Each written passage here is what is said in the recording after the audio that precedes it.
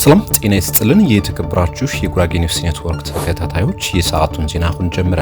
ጉራጌ ኒውስ ኔትወርክ አዲስና ወቅታዊ ዜናዎች በጄኔን በሁሉም አማራጮች በቴሌግራም፣ በፌስቡክ፣ በቲክታክ እና በዩቲዩብ ለአድማጭ ተከታታዮች ደርሳሉ። እርሶም በእነዚህ አማራጮች ዜናዎቻችን እንዲከታተሉ በአክብሮት እየጠየቅን ወደ ዛሬው ዜናዎች እናልፋለን። አብራችሁን ሁኑ። ቀዳሚውን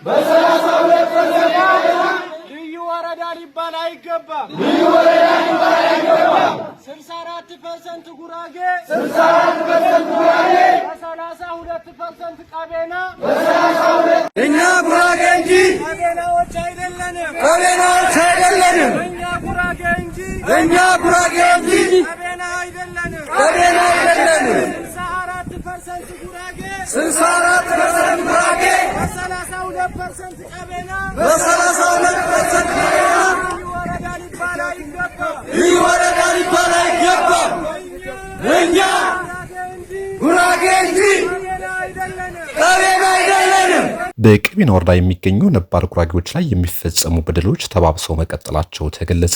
በቀቤና ልዩ ወረዳ በህገ ወጥ መልኩ የተካለሉ ነባር ጉራጌዎች ፍትሃዊ ጥያቄያቸው ምላሽ እንዲያገኝ ሁሉም ጉራጌ ከጎናቸው እንዲሆን ጠይቋል።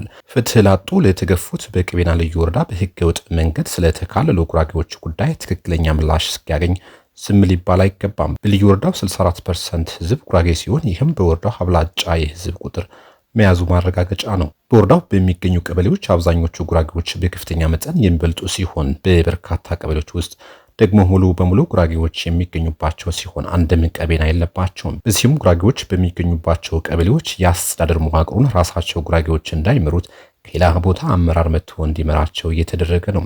አካባቢውና ህዝቡ በሚገባ በማያውቁ ሰዎች ህዝቡ እንዲመራ በመደረጉ ህዝቡ ማግኘት ያለበት እንዳያገኝ ሆን ተብሎ ህዝቡ እንዲንገላታም ፍትሃዊ አስተዳደር ተጠቃሚ እንዳይሆን በእቅድ እየተሰራበት ነው። አንዳንድ የቀበሌ አመራሮች የሚኖሩት ቢያንስ 20 ኪሎ ሜትር ከቀበሌው ርቀው ነው። በዚህ ምክንያት ዜጎች ማግኘት ያለባቸው አገልግሎት እያገኙ አይደለም። በሀገሪቱ በየትኛውም አካባቢ የሌለ በደልና ወንጀል የሚፈጸምበት በቀቤና ልዩ ወረዳ በሚገኙ ነባር ጉራጌዎች ራሳቸው እንዳያስተዳድሩ በወረዳው አስተዳደር ውስጥ ድምፅ አልባ እንዲሆኑና እንዲገለሉ ሆን ተብሎ እየተሰራ ይገኛል። ለልዩ ወረዳው ልማት ተብሎ ግን ማድረግ መክፈል ካለባቸው በላይ ጉራጌዎች እንዲከፍሉና እንዲረዱ እየተገደዱ ይገኛሉ።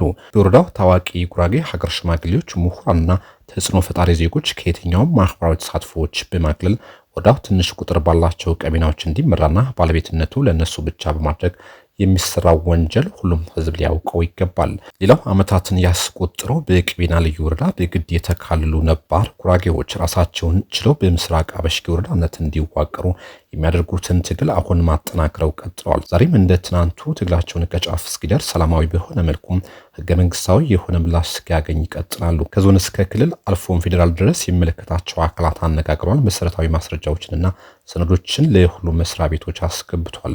ሰላማዊ የተቃውሞ ሰልፍ፣ የአቤቱታ ደብዳቤዎችና ተወካዮች ሳይቀር ለሚመለከታቸው መስሪያ ቤቶች አድርሰዋል፣ አነጋግሯል።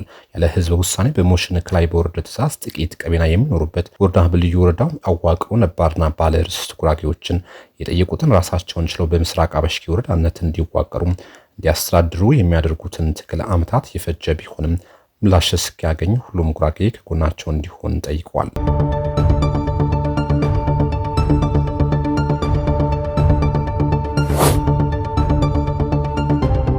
የውሃ ስርጭቱ ፍትሃዊ እንዲሆን ህገወጥ ቅጥያዎች ላይ ህጋዊ እርምጃ ሊወሰድ ይገባል ተባለ።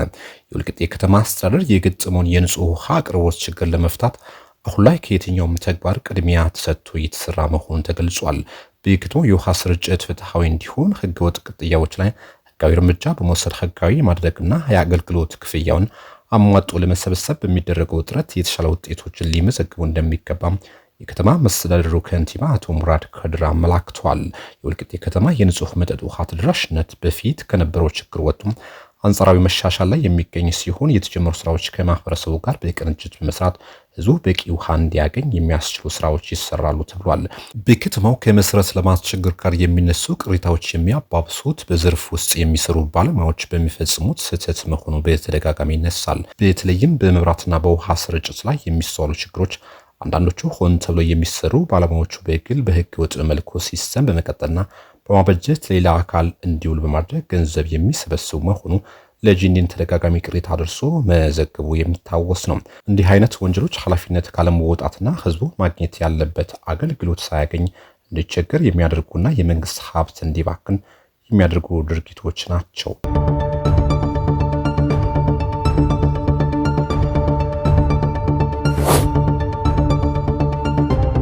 የመስቃን ወረዳ ሚሊሻ ጽሕፈት ቤት የአካባቢውን ሰላም ዘላቂ ለማድረግ የሚሊሻ አባላት ስልጠና መስጠቱ ተገለጸ። በምስራቅ ጉራጌ ዞን በመስቃን ወረዳ ሚሊሻ ጽሕፈት ቤት የሚሊሻ አባላት ስልጠና ተጠናክሮ የቀጠለ ሲሆን የክልልና የዞን ማኔጅመንት አካላት በኦዶ ማዕከል በመገኘት ስልጠናውን እየተሰጠ ያለበት ሁኔታ መከታ አድርጓል። በወረዳው ሚሊሻው ያለበት ነባራዊ ሁኔታ ላይ ሰፊ ውይይት የተደረገ ሲሆን በበጎ ጎን የተነሱ ሀሳቦች መቀጠል እንዳለባቸው ተገልጾ እንደ ጉድለት የተነሱ ሀሳቦችም መሻሻል የሚችልባቸው መንገዶች ላይ ውይይት ተደርጓል። የመስቃን ወረዳ ሚሊሻ ጽሕፈት ቤት ስልጠናው በየቀበሌ የሚሊሻ አባላት በመመልመል በማሰልጠን በማሰማራት እንዲሁም በማደራጀት የአካባቢያቸውን ሰላም በዘላቂነት ከማህበረሰቡ ጋር በመሆን ከወትሮ የተለየ መልኩ እንዲሰሩ የሚያስችል እንደሆነም ተጠቁሟል። አባላቱም ህብረተሰቡን ለማገልገል ወቅታዊ ነባራዊ ሁኔታዎችን በማገናዘብ ማንኛውንም ተልዕኮ በብቃት ለመወጣት ስልጠናውን አስፈላጊ በመሆኑ በጥብቅ ዲሲፕሊን መከታተል እንዳለባቸው መመሪያ ተሰጥቷል። ሰልጣኞችን ከስልጠናው የወሰዱትን እውቀት ወደ ተግባር በመቀየር ለአካባቢው ህዝብ የሰላም ዘብ በመቆም የህግ የበላይነትን ለማስከበር ሆነ ወንጀልን አስቀድሞ ለመከላከል የተሰጣቸውን ግዴታ መወጣት ይኖርባቸዋል ተብሏል።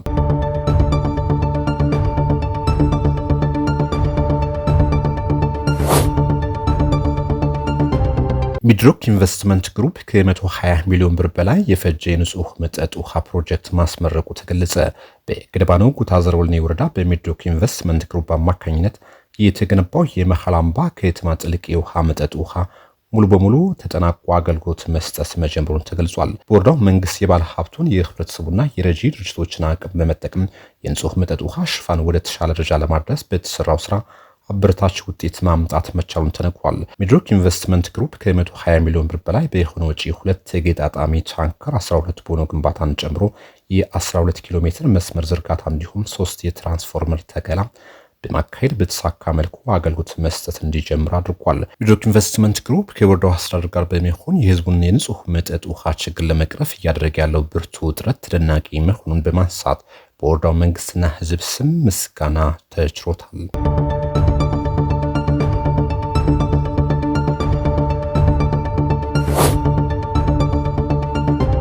የትግራይ ክልል ሲቪል ሰርቪስ ሰራተኞች ደሞዝ እየተከፈላቸው እንዳልሆነ ተነገረም።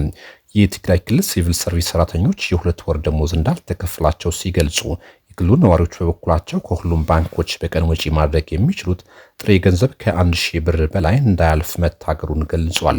ሪፖርተር ያነጋግራቸው በክልሉ በመንግስት መስሪያ ቤቶች ተቀጥረው የሚሰሩ የሲቪል ሰርቪስ ሰራተኞች ላለፉት 2 ወራት ያለ ደሞዝ ክፍያ እያገለገሉ እንደሚገኙ ማሳውቀዋል። ስማቸው እንዳይገለጽ የጠየቁ ሰራተኞች ክፍያ ያልተፈቀደበትን ምክንያት እንዲነገራቸው ጥያቄ ቢያቀርቡም ከጊዜው አስተዳደሩም ሆነ ከሚሰሩበት መስሪያ ቤት በግልጽ የተነገራቸው ማብራሪያ አለመኖሩን ጠቅሰዋል። የመቀሌ ነዋሪዎች በበኩላቸው የጥሬ ገንዘብ እጥረት አጋጥሟል በሚል ምክንያት በቀን ከባንኮች ወጪ ማድረግ የሚችሉት የገንዘብ መጠን ከ1000 ብር እንዳያልፍ መታገሩን ተናግሯል።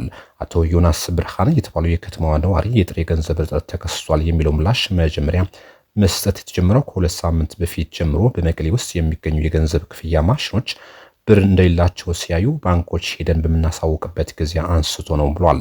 በአሁኑ ወቅት በከተማዋ ከሚገኙት የገንዘብ ክፍያ ማሽኖች ገንዘብ ማግኘት እንደማይቻል የገለጹት ነዋሪው የባንክ ቅርንጫፎች ደጃፍ ረጅም ሰልፎች ማየት እየተለመደ መጥቷል ብሏል።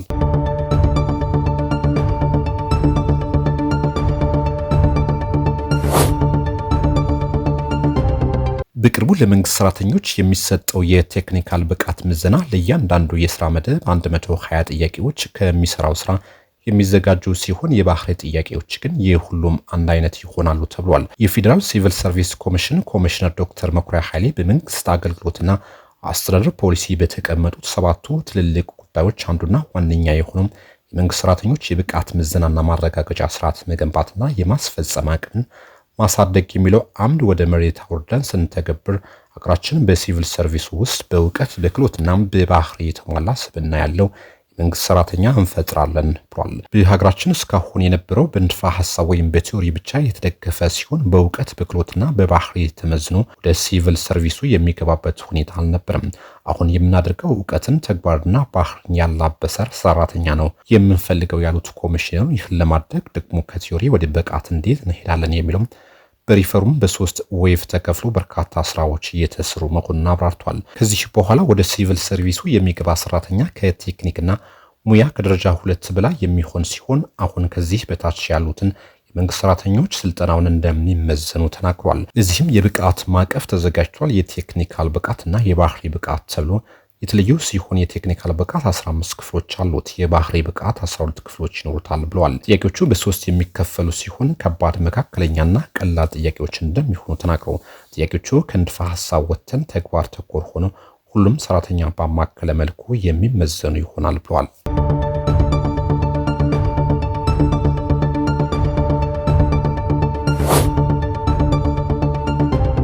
ኢትዮጵያ በህዳሴ ግድብ ላይ አቋሟን ካላሰለሰች በጎረቤቶቿ በኩል የባህር በር እንድታገኝ ድጋፍ ለማድረግ ግብጽ ዝግጁ ናት ተብሎ የተሰራጨው ዘገባ ሐሰት መሆኑን ሰምቻለሁ ሲል የአገሪቱ ጋዜጣ አህራም ዘገበ።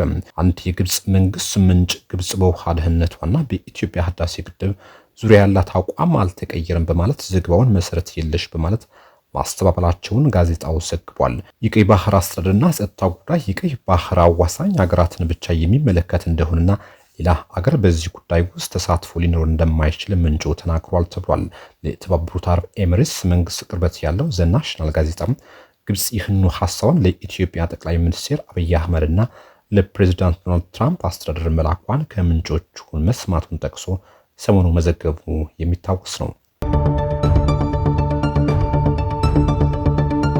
የተከበራችሁ ውድ የጉራጌ ኒውስ ኔትወርክ ተከታታዮች ለሰዓቱ የነበሩ ዜናዎች እነዚህ ይመስሉ ነበር። ቆይታችሁ ከጄኒን ጋር ስለሆነ እናመሰግናለን። መልካም ጊዜ